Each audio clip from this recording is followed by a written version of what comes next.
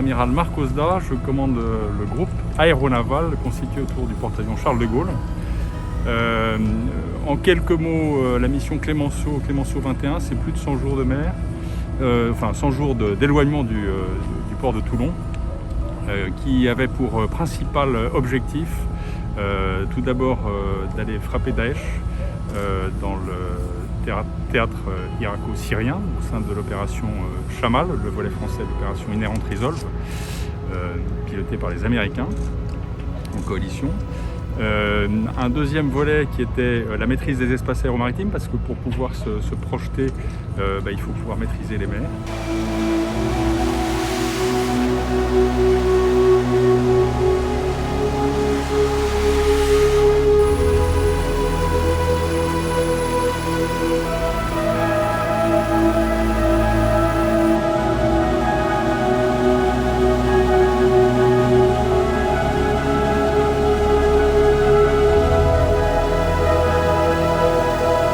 Effectivement, la mission Clemenceau est terminée et que je suis très fier et très heureux des marins du porte-avions qui sont extrêmement bien comportés pendant cette mission, qui ont atteint tous les objectifs qui nous avaient été fixés.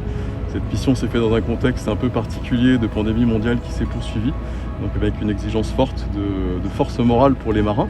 Et ils ont été remarquables. Et voilà, je voulais partager ça avec vous, puis avec leur famille.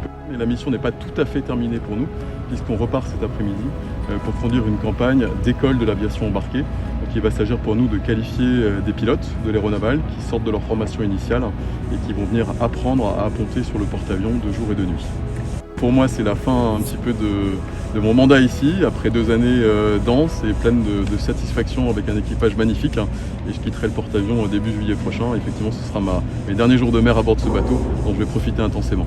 Qu'est-ce que vous en retirez de ces 2 années à bord du Charles? C'est d'une richesse et d'une densité formidable. Ce que je retiendrai tout d'abord, c'est l'aventure humaine incroyable que ça représente et toute la richesse des talents qui sont au sein de cet équipage et donc qui m'ont offert vraiment de grandes satisfactions professionnelles. Et puis bien sûr la densité opérationnelle et la densité de ce bateau qui est une expérience forte.